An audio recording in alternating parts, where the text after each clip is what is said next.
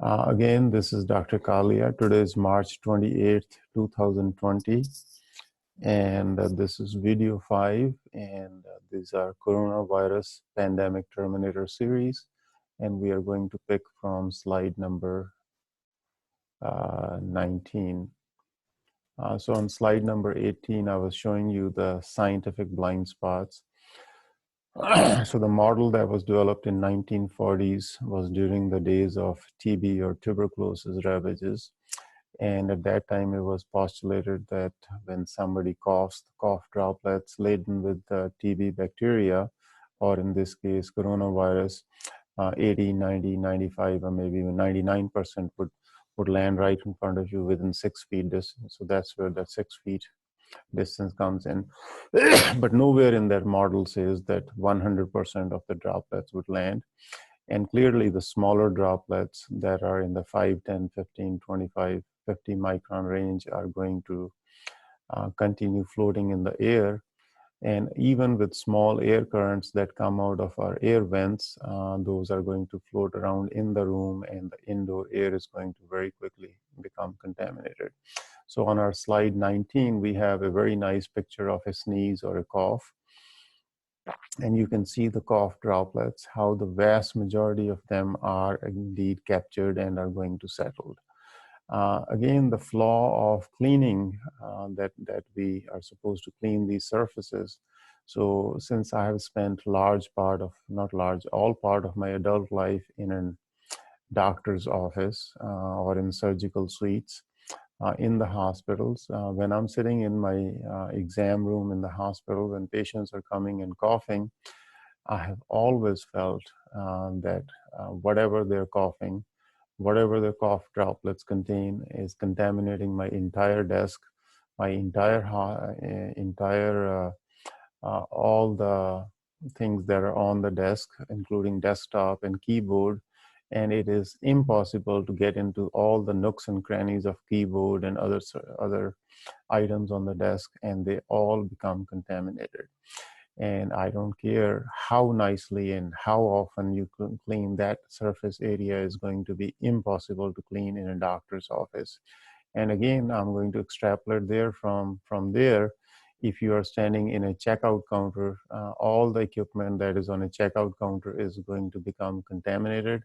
And just imagine that equipment now is contaminated with a lethal viral particle. And how are you going to clean that again and again? So this clean again and again is just impossible. And how are you going to get, what cleaning equipment or chemical are you going to get into every nook and cranny of a cash register or a cash checkout counter or a ER waiting room or a public theater or a stadium hall? So there are multiple flaws in that kind of thinking. And again, like this cough droplet shows, right, the majority of the droplets are in there, but you can see the smaller ones are clearly out, and the very small ones, which are in a range of 5 to 25 micron, even with small amount of air current indoor, which is coming from the from the vents, air conditioning, heating vents in every building, some of these bacterial viral particles and nuclei, cough droplets, are going to become airborne.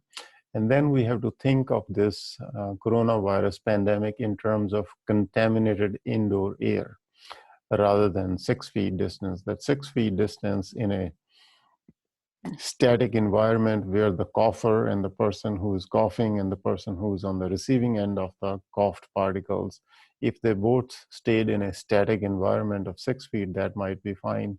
But where do you see people in that static 6 feet when you're walking around in the aisles of a grocery shopping aisle or in a department store? So that kind of thinking clearly has lots of built-in flaws.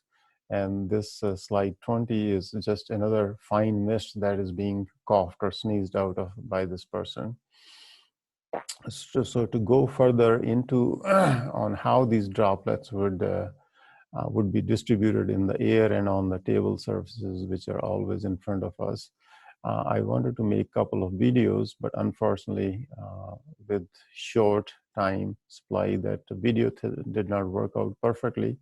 And what I was going to do was take a Windex spray bottle and put colored fluid in it.